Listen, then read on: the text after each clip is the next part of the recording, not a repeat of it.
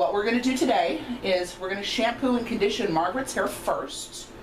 We're going to towel dry, we're going to prep with some product, and then we're going to detangle. And there's very specific ways of doing all of these things. First thing we're going to do is we're going to shampoo Margaret's hair. Now, what I've already mentioned is when you're doing manipulation, shampooing is mainly for the scalp. A lot of times people like to get in there and do a lot of roughing up on the hair. Whether you're tangled or not, that's not really good for the hair. It's way too rough. We all know we have these cuticle layers. When we get tangling, those cuticle layers are open. And when you get in there and you rough it up, you're just locking them in together, and that's what creates more tangling. So we're going to avoid that process. Any residue, sudsing that flows down the hair is plenty to help remove dirt, oils, road grime, anything you need to remove from the hair. So when I shampoo Margaret's hair, and what I'll have you do at home, is just focus your manipulations gently on the scalp. You don't need to get down through those ends and scrub them. Everything we will do is in a downward motion. Again, we're working on pulling those tangles out. So always run your hands down the hair as opposed to into it or up the hair shaft. Again, that'll just cause more tangling. Once we rinse the shampoo, the conditioner will also be applied in a downward motion, but we're going to focus on the mid-length and ends to give them the most benefit from the conditioner. Margaret tends to wear a helmet all the time, which is good, but this hair doesn't need as much. It doesn't have the wind whipping and the road grime as much as it does down here, nor the tangling. So it's not super tangled, but that's pretty good. So once we get her shampooed and conditioned, we'll come back and we'll apply some product. I'll show you guys how to towel dry, how to apply your product, how to brush it out with your brush, wet brush, best brush ever, and then we'll go from there. All right, we've got Margaret in the shampoo bowl, and I'm going to go through a shampoo and conditioner for you. I'm not going to do a lot of talking while the water's running. I want you to be able to hear what it is that I'm saying, but I've got her in the shampoo bowl, and one thing I wanted to touch base with you real quick is the purpose of shampooing and conditioning. Now, us ladies, we tend to say we need to shampoo our hair, and a lot of times we are trying to remove sweat and oil and product, but the purpose of shampoo is to cleanse the scalp. A healthy, clean scalp produces healthy, clean hair. Conditioner is what's designed for the hair itself. And think in terms of what their properties do. Shampoos cleanse and remove. Conditioners replace and replenish. So we want to replace everything that gets removed daily from our hair just from walking out into the environment, much less going 65 plus miles an hour down the freeway. So I'm going to get in here and I'm going to get her hair wet and go ahead and start the shampoo process, and I'll tell you a little bit about what I'm doing as I do it. Now, in a shampoo bowl, it's a little trickier with your water, although it does resemble a shower head to a degree, obviously, and the water flow is downward. I would not recommend throwing your hair over the kitchen sink to detangle. You want everything to be in a downward motion. Let gravity kind of take over. That will be pulling a lot of those tangles out immediately. So keep that in mind. You don't want your water flow towards the scalp. You want it towards the ends, so everybody could see what I just did there. Real good rinsing. Warm water is fine. And I'm allowing just the natural pressure of the water to already start pushing a lot of those tangles out. With shampooing her, I'm going to start always in the back. Very rarely do I start up front. Everybody has twice the density per square inch ears back than we do ears forward. However, when we're in the shower, our front section is closest to us. So we all have a tendency to kind of put our product here and work it back. I tend to start back here where there's more hair and then work my way forward. I find you get better distribution of product that way, and you don't tend to waste as much of your shampoo and conditioner. So I've got it all going on at her scalp here. I'm gonna get a little bit more. She's got a nice thick head. Makes me a little jealous. My fine fur. Okay. Now all these manipulations I'm doing is firm, but it's still light to the touch. I'm not getting in there and really scrubbing that scalp. If you have issues with oil, excess oil production, or you have a tendency to be too dry, stimulating that scalp too much can actually work against you and be counterproductive. So I'm just focused on a nice massage, a nice firm massage, getting in there to the scalp. I don't have to focus on scrubbing those ends, and I'll show you what to do with them here momentarily. But everything I do is in a downward motion. I'm working toward those ends.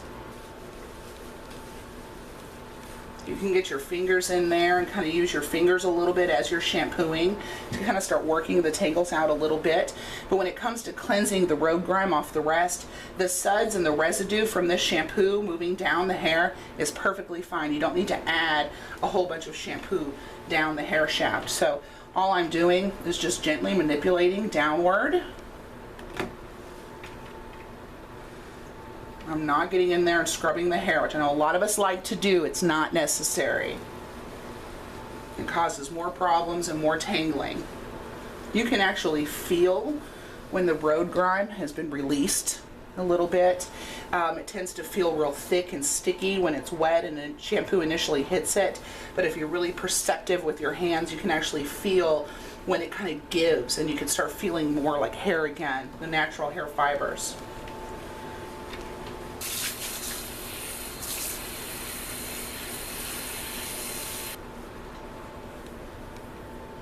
This hair is brand new. It's the healthiest hair on anybody's head. It's brand new. It's seen the scalp and the blood not that long ago. So all this hair tends to be the healthiest and doesn't require as much conditioning. It's everything down here that hasn't seen natural oils and the blood flow in quite some time. So this is where you need to focus your conditioners, always on your mid-lengths and your ends. Again, everything in a downward motion.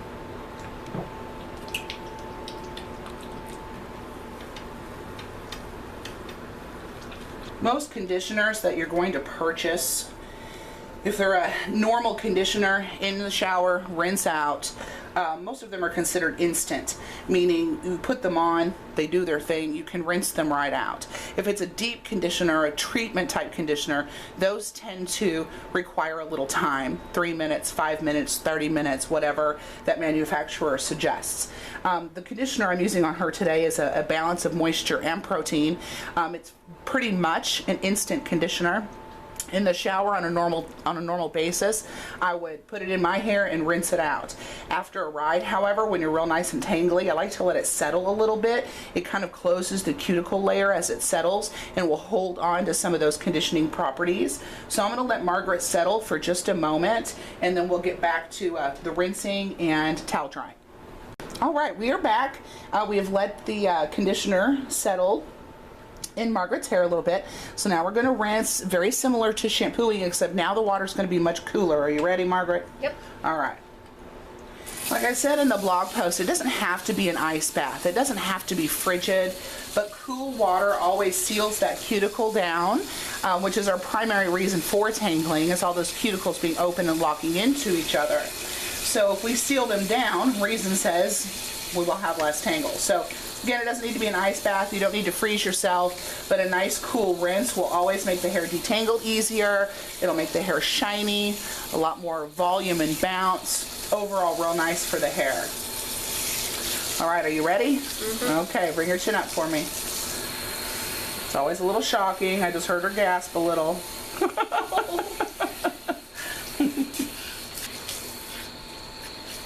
The positions I put myself in the shower, I'm sure, are comical, because a cool rinse on my scalp tends to feel real good, especially after a ride on a hot day in Texas, but I do not like it how it feels on the rest of my body. So I will get into some pretty interesting positions to make sure I get my hair a nice cool rinse without it running down my body. It's tricky.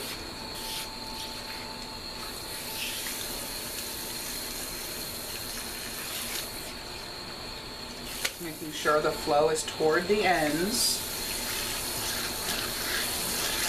I know I touched on that point a lot in the blog, but it's a very important point. Everything is in a downward motion. All right. Got her conditioner rinsed. Now we're going to start releasing some of the moisture in her hair. Obviously she's real drippy. Again, her hair is pretty thick and it has some texture and curl to it. So it really likes to hold on to that moisture.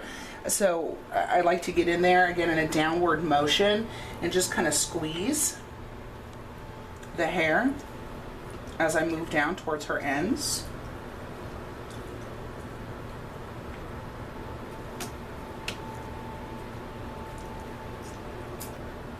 Great. Now for towel drying, I know a lot of us really like to get in there and rough that hair up with our towel, and it's not necessary. I don't know that we do it because we're just in a hurry or that's just what we've always seen, but it's not necessary. Again, it just roughs up that hair more. So just like everything that we've been doing, I tend to wipe and squeeze in a downward motion just to absorb that water and prevent adding more tangling to the hair.